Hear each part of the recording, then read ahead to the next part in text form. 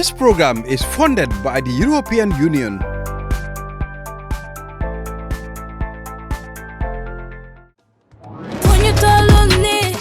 The Gambia Chamber of Commerce and Industry, GCCI, brings to you on the 17th edition of the Trade Fair Gambia International.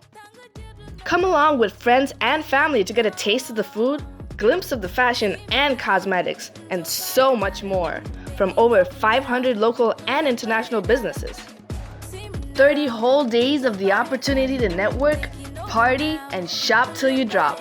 All this and more available only at the GCCI Trade Fair grounds from the 10th of February to the 10th of March, 2024. Join us for 1 month of endless possibilities. To our audience worldwide, good evening and welcome to GCCI Business Matters, supported by the European Union. I am Malik M. Jallo. Last week on GCCI Business Matters, we have had the press conference held by the Gambia Chamber of Commerce, where issues discussed at the National Business Council held at the State House were discussed in detail. Today, we are privileged to have the Chief Private Sector Representative, that is the President of the Gambia Chamber of Commerce, Mr. Idrissa Masjob, in the studio, where he will give us the opportunity, or he will help us to elaborate deeper in the issues that were discussed at the recently concluded National Business Council meeting at State House. Mr. Idrissa Masjob, welcome to GCCI Business Matters, sir. Thank you, Mr. Malik. I'm glad to be here. Great. Before we go deeper into the discussion, I want you to give us a broader perspective of GCCI. What is their positioning as a representative of the private sector? How do businesses become a member of the GCCI? How is it financed and all the activities? What is the main role and function?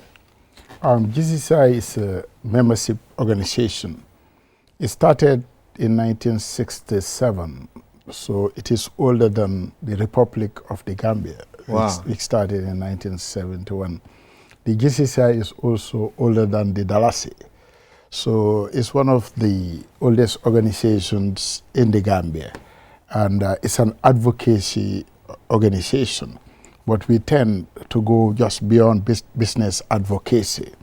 The GCCI seeks to be involved in socio-economic development as well. It is sponsored by the members. It's a membership organization, but then our activities, by the nature of what we do, goes beyond just the members that pay. We have about 3,000 paying members.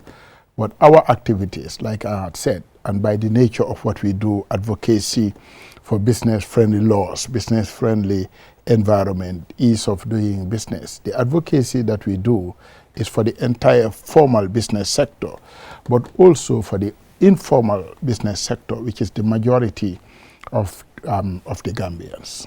So I want to know, if a business wants to be part of the membership of GCCI, how does the business go about it? What are the procedures? Very, very simple. Just go and fill an application form, tell us who you are, and then you pay your annual subscription fee.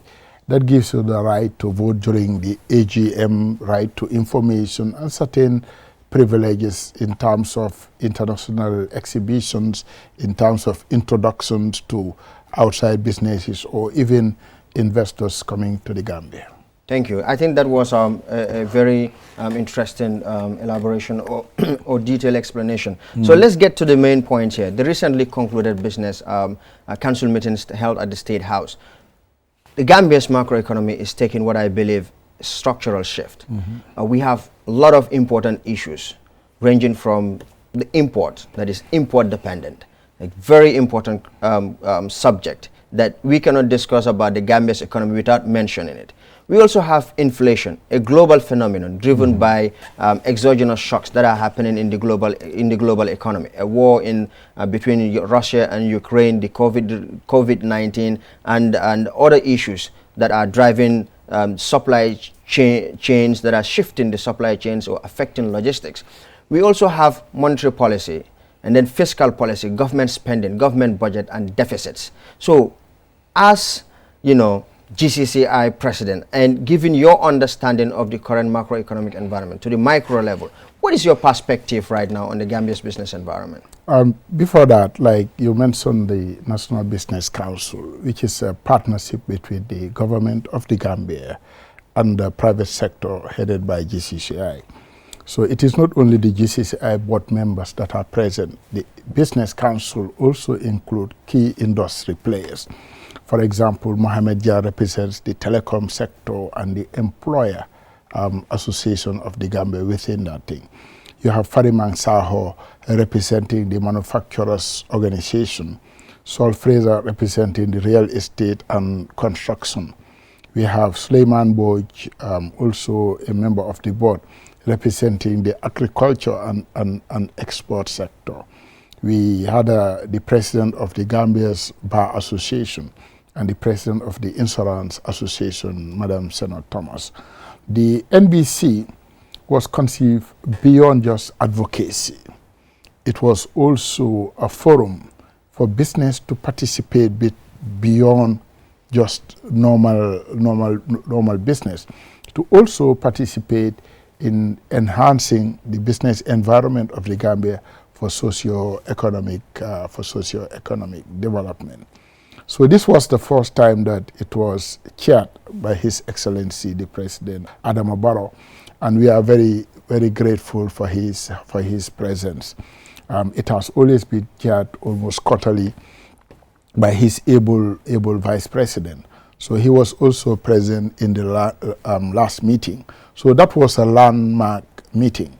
And we used the opportunity first and foremost to present the private sector, what we do in the Gambia. If you look at the working age of the Gambia, it's almost about 1,700,000 people between maybe the ages of 18 to 65 that we consider the working age. It is only 10% of this group that is employed formally, meaning they pay taxes monthly for the payee, they pay social security or some type of a pension fund. It is very small. We want to widen that. But of the 10%, 173,000 people that are formally employed, 82% are employed by the formal private sector. That is very, very, very significant. And the rest of the 90% of the people that are not in formal employment, they are also private sector people in micro, small, and medium-sized enterprises. But that is the role of the private sector all over the world. Business is not the business of government. Governments create the environment for business to occur, for the private sector to be involved in farming, etc., to be able to create wealth. And the more wealth they have, the more the government prosper, the more businesses prosper. How do the government prosper from businesses? If you look at the Gambia, a part of grants and, of course, loans, the government is financed purely by taxes. And this year, the tax target is about, I think, $17.4 billion. Yeah. If you are to translate that, sometimes I like to, we are business people. We like to translate this thing into very simple numbers. It represents about $50 million every day. That is the amount of money that the private sector pays in taxes. But both the government and the private sector are dependent on the community. The taxes we pay are actually just the monies we collect from the community. And we are collecting today $50 million from the community. It has moved from last year by maybe about 23%. And from what I gather is that we are online to achieving that. So the private sector's first role is to be the agents of the revenue authority. We are not paid for that, but that is the first job that we do. Paying taxes is important, and one of the roles of GCCI is to ensure that that basket is expanded, that more people are paying taxes, so that the tax rate can be lowered. I'll interject a little bit. So you've mentioned small, medium business or small medium enterprises. So around the world, these businesses are major engines of growth. If you look at China, the major driver of growth is not the big corporations, or even if they are the big corporations, they started with small enterprises. They have to have access to finance. They have to have access to energy. They have to have incentives that allows them to grow. Because you said the target for tax revenue to be generated from the private sector has been, you know, on an aggressive growth path. So which means for this to happen, there are two things. Either the tax base is growing or tax rates are increasing. And each of them have different implications. But also you mentioned a big chunk of the economy is informal. So if the private sector has to increase this revenue, has to achieve this revenue target, and the expansion of that basket to bring in all those informal business on board is not done, is it sustainable to be on that trajectory in terms of revenue generation from the private sector without you know, oppressing or suppressing growth of those businesses? Yes, those businesses need to grow, but from my point of view, for a different reason. The micro, small enterprises, they are community-based businesses. They impact more on the daily lives of the communities where they live by being services for the things they give them. They even give credit. They are also they also give credit to their communities. But this micro base or community base involves everybody else. It involves the farmers. So we need to grow them, not only for tax, because they pay tax every day indirectly. Anytime you buy water, you are paying tax because we are an import-based community. Almost 90% of what we consume here is imported. And 93% of international trade is import. Is import, yes. And what is imported necessarily pays tax. So by just buying those things, they are contributing to paying taxes. Like I was saying, they are the community. The small businesses are the community. The reason we want them to grow is beyond taxation. Because if they grow, the national GDP is going to increase. The GDP per capita is going to increase. Their buying power is going to increase. They will be able to help both the formal business and the government because their buying powers would increase. So at that level, we should focus more on their productivity rather than on the tax they pay. Coming to the issue of taxation, you will notice that the taxation in the Gambia is going up mainly because the dollar is depreciating. If you were to import something at $1 at $40 and you pay 20%, that is $8 tax. If the value of the import increase, if you import the same thing at the same international price for the same $1, now it is $70, and you tax it 20%, the tax now is 14. That's almost a 70% increase in revenue for the government. And not necessarily because the business volume has increased. It is just that the local currency has depreciated. If you were to look at the increase in revenue from a dollar point of view, maybe it will increase more modestly by about 5%. So the elephant in the room, for all of us, the biggest driver of the inflation you are mentioning in our type of situation is the depreciation of the dollar. I'll come a little bit in there. We are a small open macro economy. So even if we, what that means is our impact on the global economy is just insignificant, given our trade partners, our size of productive capacity, our GDP. So, I mean, if to structure the dollar to be better, if the argument is that revenues are increasing because of depreciation, and you already mentioned that we are an import-based economy, which means we are exposed to exogenous shocks, what happens to the external world, then how do we build resilience to strengthen this the depreciation, the dollar? Because depreciation of the dollar does not only affect normal business, but it also affects the living standard. Because you mentioned the purchasing power of incomes. If the depreciation is is accelerating, translating into inflation, and incomes are not rising in tandem to match that rise in the inflation or prices of goods, then eventually the impact is a reduction in the standard of living. How do we cushion the value of the dollars? Lucky for us, the GDP per capita, PPP, purchasing power parity, has been increasing slowly. The reason for that is the impact of the remittances that are coming. The remittance per capita of the Gambian is very high. So the remittance is a source of foreign exchange. And we need to do that because, like I had said before, the major source of inflation here is the depreciation of the dollar. So how do we reduce that? We have to have more export or more dollars. The first thing is remittances. We have to encourage remittances, find more regular ways of migration because it has proven as one of the most important source of foreign exchange. The other thing is productivity. We have to really increase our productivity. Our agricultural contribution to GDP hasn't gone down, but in terms of yield, we have to have more mechanism through the use of tools and other mechanisms, through the use of the right seeds to increase our agricultural and fisheries,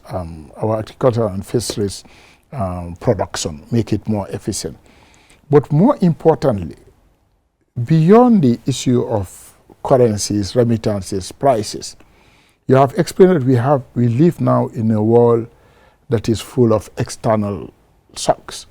You're talking about global diseases like COVID because of the way that people travel. We were not the origin, but we suffered the impact. You talk about climate change, both at the international and local level.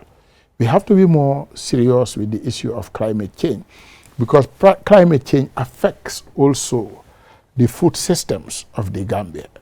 If you look at the things we do through sand mining and other type of things, we have to be very careful because they generate wealth both for us, the private sector, and for the government, maybe in terms of taxes and royalty. But the impact globally in terms of rainfall patterns, in terms of corrosion, is important. So a part of disease, you have also the impact. But the most important one is the logistics disruption. That is why beyond the concept of food security, we talk about having the ability to buy food.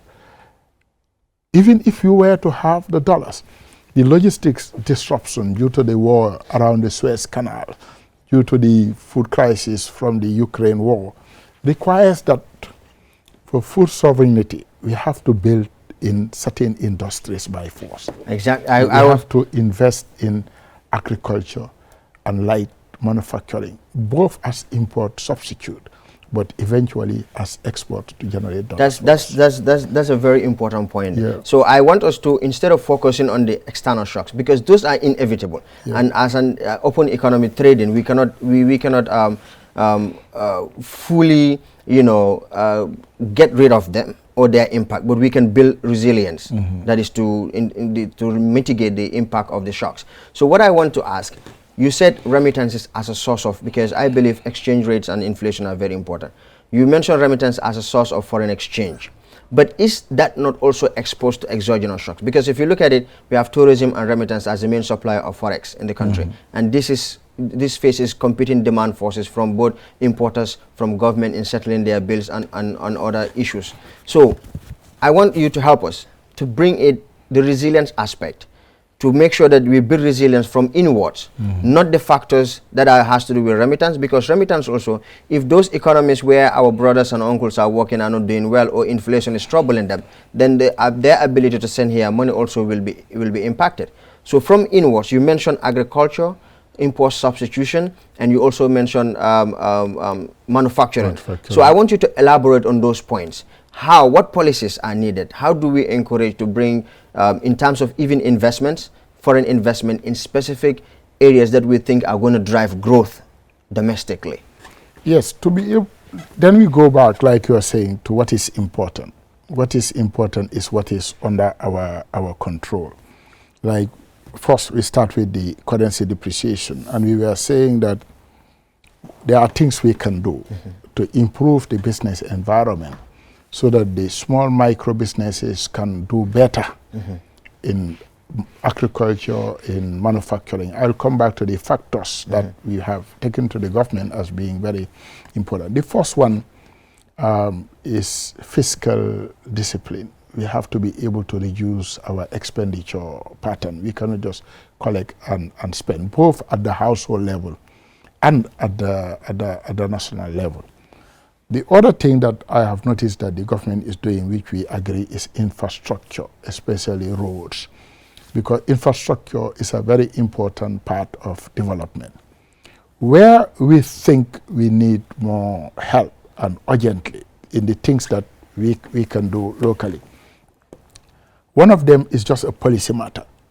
If you look at the remittance cost in the Gambia, it's almost double the remittance cost. That if you were to send your father from the US $100 or your mom, you'll pay almost $12 or $12 to send that. If you are in Senegal, you will pay less than half of that. That amount of money, if you look at, you're talking about, let's say, 1 billion. If you were to take, let's say, 5% of 1 billion, it's almost $50 million. So it's small, but that cost is important. We can do that. That the central bank can help us do that. The other most important one is the cost of energy. The cost of energy is very high. We have to be able to solve that. We have to start using alternative energy sources. It is not only high, it has also the impact that energy is imported in the Gambia, because the raw material that goes to the production of electricity is a big burden on our foreign exchange. So it has the double jeopardy of being expensive, but also impacting, making us poor through depreciation and causing poverty because of the demand on the limited dollars that we have. So energy is one of the biggest problems that we have in this country. Recently, we have launched the solar project, and I think we should find mechanism that can encourage at all levels the less demand on the hydrocarbon electric production system through solar energy. I mean, the solar is abundant.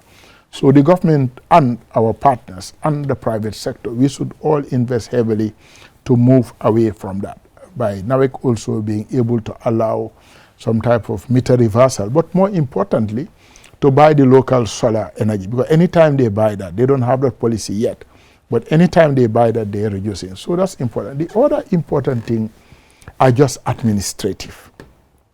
Administrative in the sense that you have almost 49 type of taxes that you pay, local, regional, village level. We have to be able to make it more easier for those taxes that you pay, to make it easier, maybe from 49 to 10 different type of taxes. Harmonization of the harmonization and make it very simple. We are an import economy. We can get the tax at the level of the port and almost eliminate as much as possible all these local taxes. That's a suggestion. All right. So time would not allow us to deliberate further into the issues, as Mr. Job has mentioned very, very really important aspects of the business environment, things that have to be done to adjust and to have a more conducive business environment. We'll probably take this conversation to some other time where we'll continue to deliberate on the issues. But this is what we have for you today on GCCI Business Matters. Until we come your way next week, I am Malik M. Jallo. This program was funded by the European Union. The Gambia Chamber of Commerce and Industry, GCCI, brings to you on the 17th edition of the Trade Fair Gambia International. Come along with friends and family to get a taste of the food, glimpse of the fashion and cosmetics, and so much more from over 500 local and international businesses. 30 whole days of the opportunity to network, party, and shop till you drop. All this and more available only at the GCCI Trade Fair grounds from the 10th of February to the 10th of March, 2024. Join us for 1 month of endless possibilities.